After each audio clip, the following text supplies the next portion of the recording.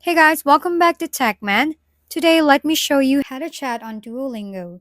In this video, we'll show you how to chat on Duolingo, or rather, why you currently can't. Duolingo hasn't added a proper chat feature yet, so direct messaging with other users isn't available. There is a video call option, but that's mainly for practicing language skills and mostly for premium users.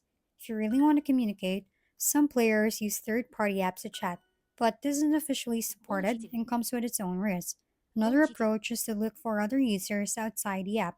Sometimes they list their real names or social media handles, and you might not be able to connect that way. However, for now, the Жаль, main takeaway is that жаль. Duolingo itself does not allow chatting between users, so your interactions remain limited Доктор to инженер. practice, lessons, and AI assisted exercises.